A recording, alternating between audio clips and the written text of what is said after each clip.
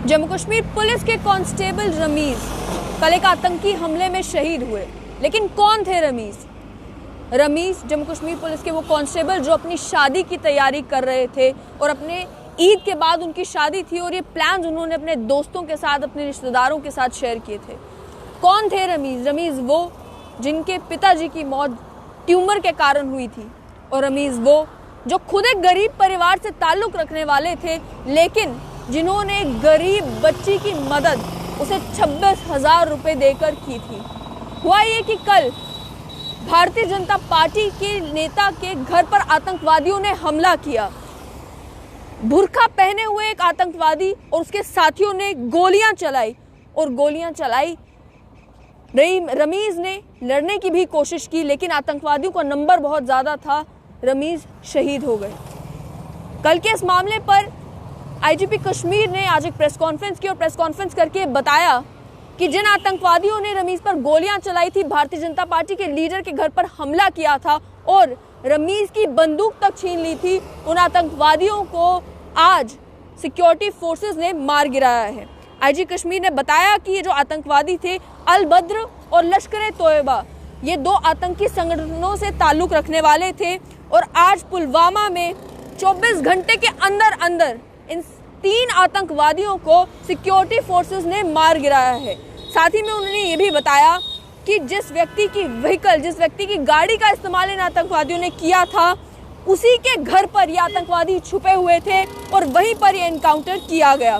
साथ ही में उन्होंने बताया कि नौगाम से ये जो आतंकी भागे थे, इनमें से कुछ आतंकवादी श्रीनगर के थे और कुछ आतंकवादी पुलवामा के थे। जो पुलवामा के रहने वाले आतंकवादी थे, उन्हें सिक्योरिटी फोर्सेस ने मार गिराया है। एक इनपुट मिलने के बाद कॉर्डन एंड सर्च ऑपरेशन जो है वो लॉन्च किया गया, और जब सिक्योरिटी फोर्सेस वहां पर पहुंची तो सिक्योरिटी फोर्सेस के ऊपर जो है वो गोलियां चलाई गई। इनिशियली इन आतंकवादियों ने 4 सिविलियंस को भी हॉस्टेज बनाया हुआ था, लेकिन बाद में उन्हें छोड़ दिया गया। इन 3 आतंकवादियों को आइडेंटिफाई कर लिया गया है और इनका नाम सुहेल लोन, निसार लोन और जुनैद बताया जा रहा है। यह बताया जा रहा है कि जिस आतंकवादी ने बुर्का पहना हुआ था वो सुहेल लोन था, और उसने जो है उस एनकाउंटर साइट से एक AK-47 राइफल, एक पिस्टल और एक SLR जो है वो भी रिकवर की गई है। ये वही बंदूक है जो रमीज की थी, जो इन्हें आतंकवादियों ने छीनी थी।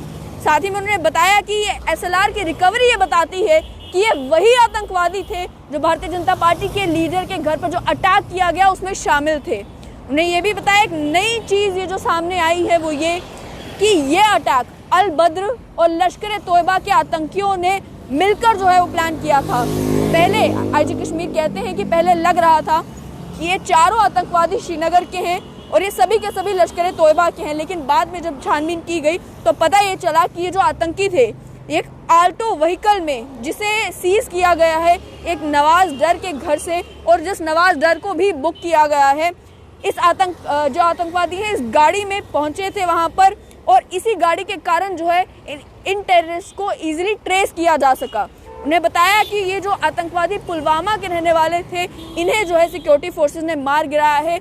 लेकिन जब वहाँ पर इनकाउंटर चल रहा था, वहाँ पर एक लेडी जो है जो सिविलियन थी, उसे भी माइनर इंजरीज आई हैं क्योंकि वो क्रॉस फायरिंग में थी। साथ ही में 2 और 3 और लोग जो हैं वो स्टोन पेल्टिंग जब गन फाइट की साइड पर हुए तो उसमें इंजर हो चुके हैं। जब उनसे पूछा गया कि क्या देखने को मिल रहा है कि कश्मीर में जो भारतीय जनता पार्टी के लीडर्स हैं, नेता हैं, उन्हें ज़्यादा थ्रेट है, तो आईजी कश्मीर ने अग्री किया और ये कहा कि थ्रेट तो सभी पॉलिटिकल पार्टीज के लीडर को है, लेकिन देखने को मिल रहा है कि भारतीय जनता पार्टी के जितने भी लीडर्स हैं उनको थ्रेट ज़्यादा है। साथ ही में उन्होंने बताया कि अब बंकर्स को स्ट्रेंथन करने की कोशिश की जा रही है। जो पुलिसमैन गार्ड ड्यूटी पर हैं उन्हें और ज़्यादा ट्रेनिंग देने की कोशिश की जा रही है ताकि वो टेररिस्ट को खुद ही न्यूट्रलाइज कर सके इमीडिएटली। उन्होंने ये भी बताया कि SOPs जो स्टैंडर्ड ऑपरेटिंग प्रोसीजर्स हैं और PSO गार्ड चेंजेस हैं वो भी किए जा रहे हैं।